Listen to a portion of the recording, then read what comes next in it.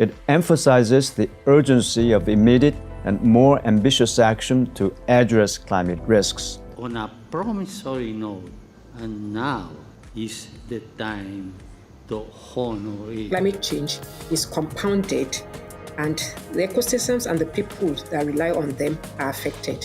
Our common home has been part of this group of the excluded. I renew my appeal to the leaders of the nations to do something more concrete. Care of our common home, we are living at a critical moment of history.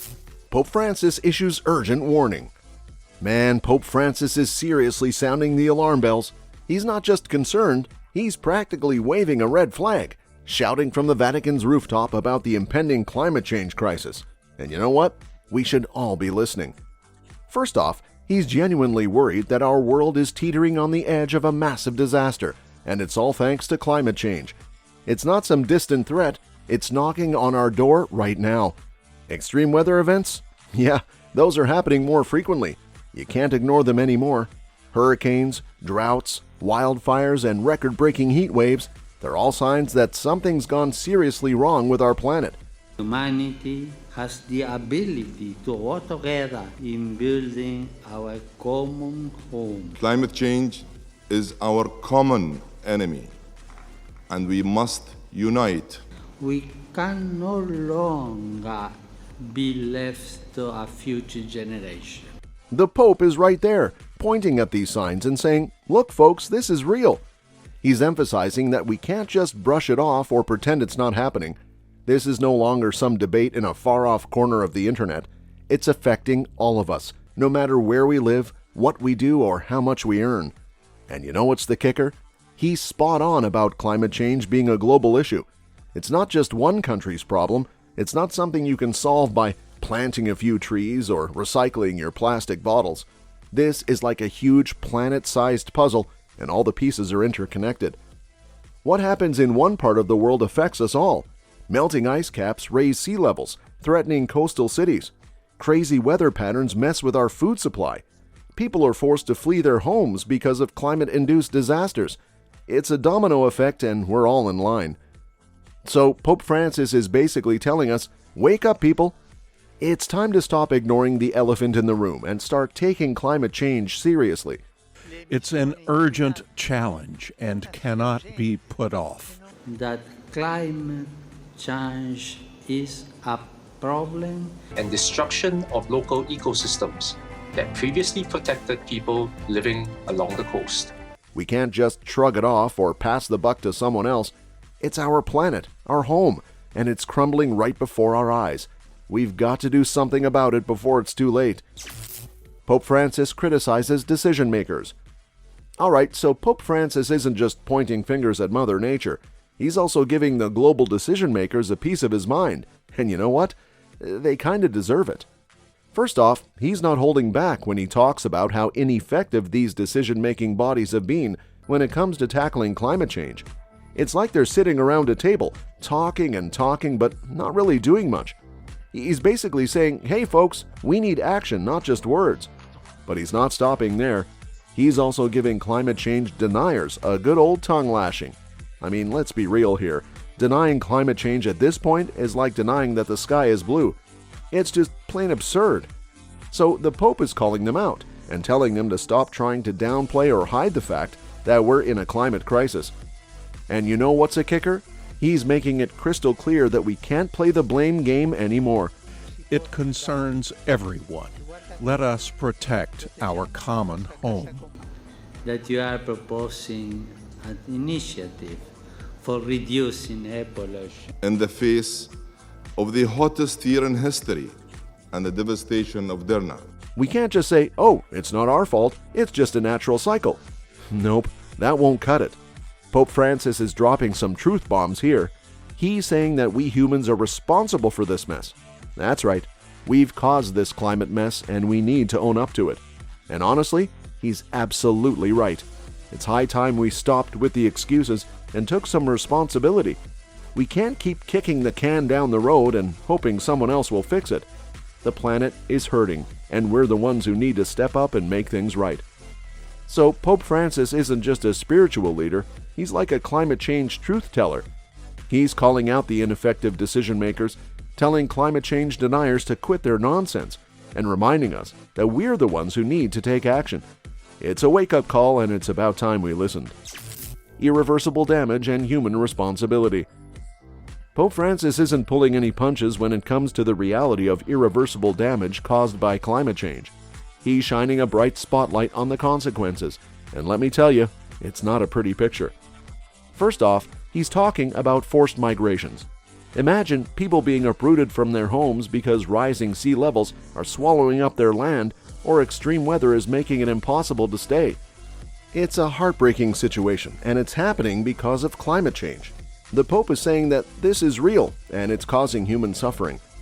Then there's the healthcare angle. Climate change isn't just about melting ice and weird weather, it's also making people sick. But we need to stop using fossil fuels.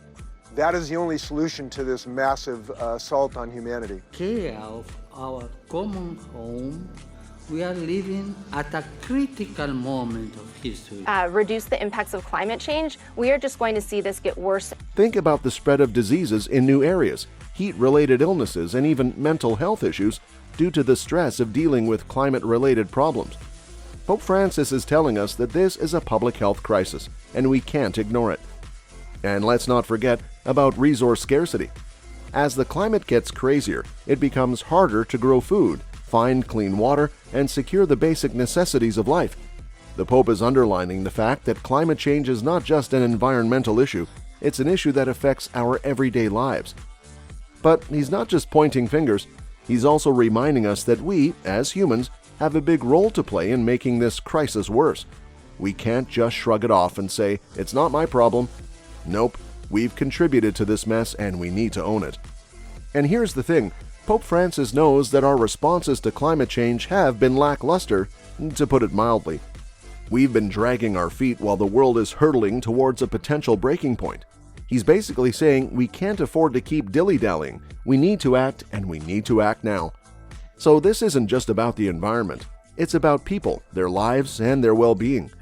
Pope Francis is calling on us to recognize the irreversible damage, acknowledge our responsibility, and step up our game before it's too late. It's a message of urgency and compassion, and we better pay attention. Lifestyle changes and clean energy. Pope Francis isn't just talking the talk, he's walking the walk when it comes to lifestyle changes and clean energy. He's telling us that it's time to shake things up, especially in the Western world.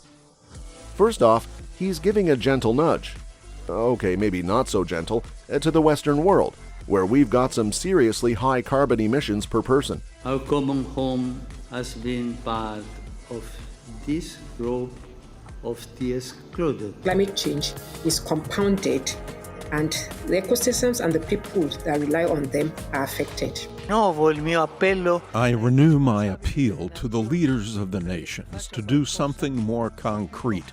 It's like we're living the high life while the planet suffers. The Pope is saying, we need to cut back on our carbon footprint, folks. Our extravagant lifestyles are hurting the planet, and it's time for a change. And that change, according to Pope Francis, means ditching fossil fuels. He's all about clean energy sources, wind, solar, you name it. He's saying, let's kick our addiction to oil and coal and embrace renewable energy. It's not just good for the planet, it's good for our health and future. But here's the kicker. He's not just calling for change, he's saying we need to speed things up. The current pace of transitioning to clean energy? Not cutting it. He's warning that if we keep dilly-dallying and pretending to make progress without really doing much, it's like trying to put a band-aid on a gunshot wound. It's not going to work. Pope Francis wants us to realize that this transition isn't just some optional thing. It's not a side project. It's a top priority, must-do-now situation. And he's not wrong. The longer we wait, the harder it's going to be to fix this mess. So what's his message in a nutshell? Change your lifestyle, embrace clean energy, and do it urgently. It's not just about saving the planet, it's about securing a better future for all of us. Pope Francis isn't here to sugarcoat things. He's here to tell it like it is, and it's time for us to listen up. Pope Francis's plea to world leaders. Pope Francis is not just talking about science and policies, he's also bringing a big dose of morality to the climate change discussion. He's saying, folks, this isn't just an environmental issue, it's a moral imperative. First off, he's emphasizing that addressing climate change is not just a choice, it's a responsibility that we all share. It's like a moral duty, a collective obligation to take care of our planet. He's saying, we can't ignore this, it's a matter of right and wrong. On a promissory note, and now is the time to honor it. We'll be the first to put global health on the climate agenda. It's clear that climate change is impacting on the well-being of human societies, but also on the well-being of our planet. Now let's talk about COP28. That's the big climate change summit happening in the United Arab Emirates. Pope Francis knows this is a crucial moment. It's where world leaders come together to figure out how to tackle climate change on a global scale. He's not just talking about it casually, he's stressing the importance of this summit. It's like the Super Bowl of climate negotiations, and he's saying, this is a game changer, folks. He knows that what happens at COP28 can make or break our efforts to combat climate change. But here's the twist. Pope Francis wants world leaders to put the planet's future above their short-term interests. He's not mincing words. He's saying, don't just think about your country's economy or your political career. Think about the common good, the future of the planet, and all the people who will be affected. The livelihoods of people are also strongly dependent on climate-sensitive activities such as farming and fishing. The system, we're returning to previous conditions where recovery is less possible. Cities and settlements by the sea are specifically impacted by climate hazards. It emphasizes the urgency of immediate and more ambitious action to address climate risks. In a way, he's calling for a moral awakening among world leaders. It's not about politics or profits. It's about doing what's right for humanity and the earth we call home. That's all for this video, folks. See you next time.